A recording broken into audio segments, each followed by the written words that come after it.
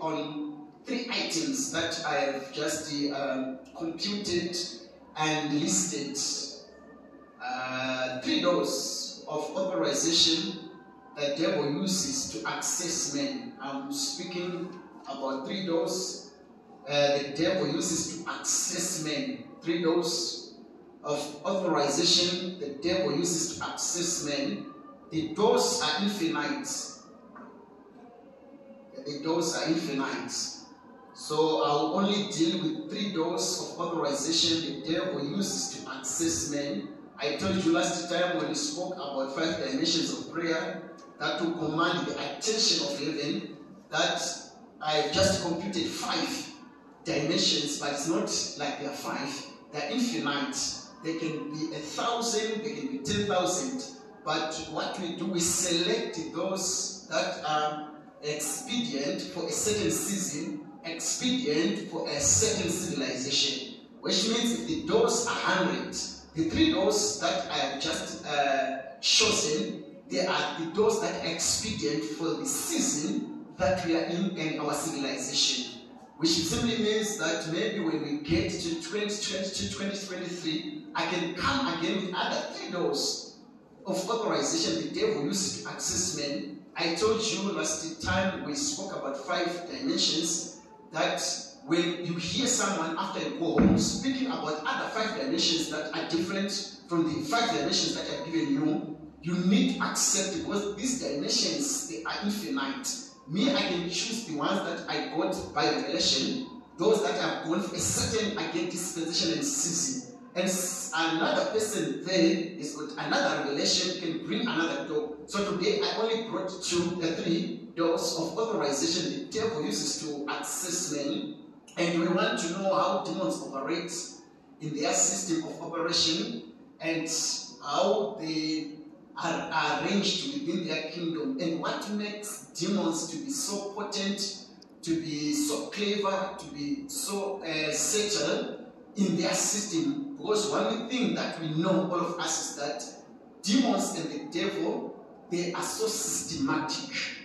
These are not just random demons that just does things randomly. Whenever they attack a person or they target a person, they target a person systematically. That's why in theology we have what we call systematic theology. Systematic theology teaches you to approach the gospel systematically, to approach the devil systematically, to approach life systematically. We have got practical theology where you just practicalize things. We have got general theology where you generalize things. We have got different types of theology, dogmatic theology, when you approach scriptures dogmatically. But when we are dealing with the devil is very systematic.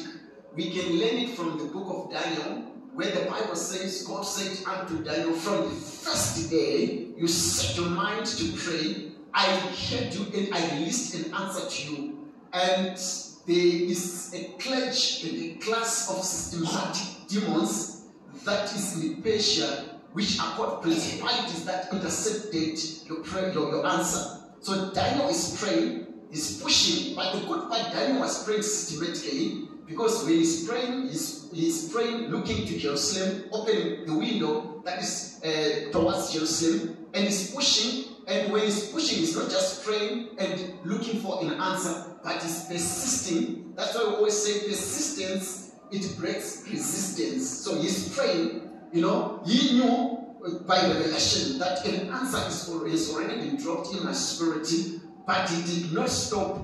There is an antagonistic force of people in Babylon that is calling for his head, to say Daniel is praying, let's stop him from praying, and has been taken again to the authorities for praying, and he has been told that if we see you praying, we are going to kill you. And he knew that the people in Babylon, especially Nebuchadnezzar, he became a king at 17 years old.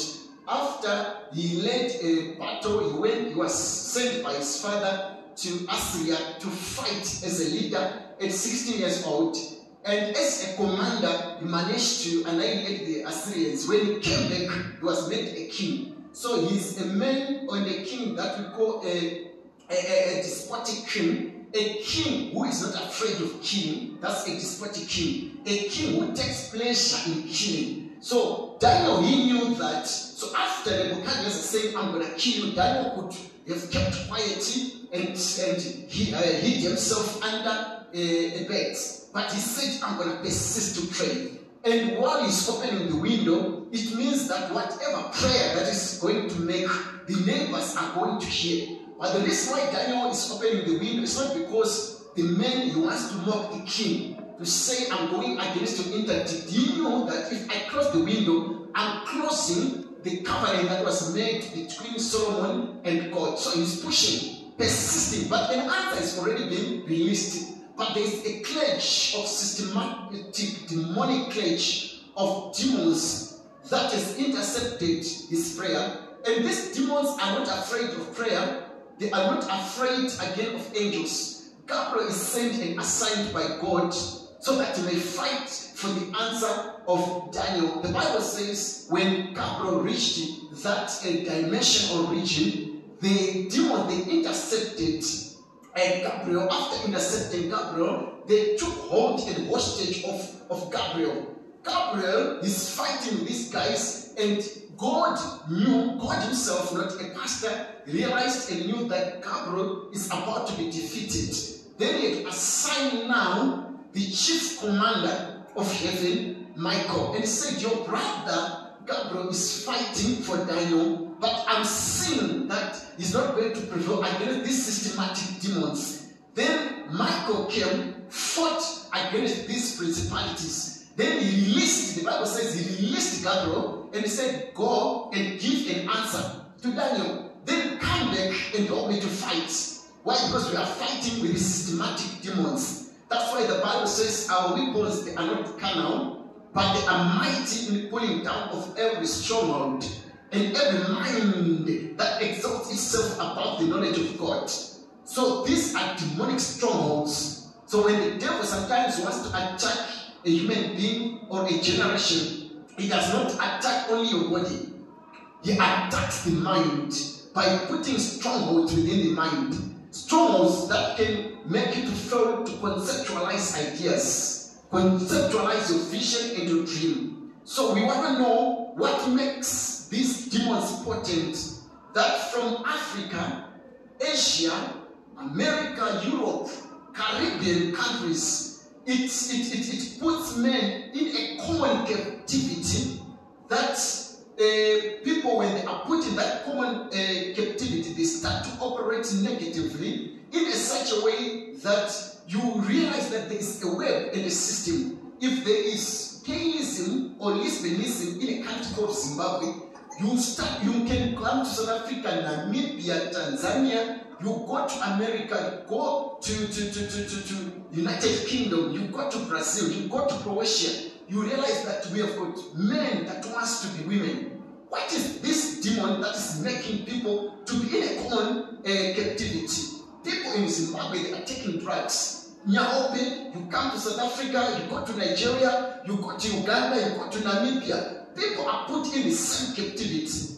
What are these systematic demons? People are taking a casolites from as far as Malawi. You go to America, men, they are perishing, women are perishing with casolites. What is this system that is making and causing people to be in one common captivity? These demons are the same. People are committing suicide. You hear of suicide in Africa, suicide in Asia, suicide in America, suicide in Europe.